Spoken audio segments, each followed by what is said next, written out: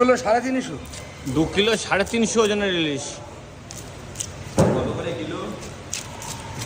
3000। মাছের সাইজ কি! মাছটা একটু দেখাও এরকম করে। হ্যাঁ, এই মাছ।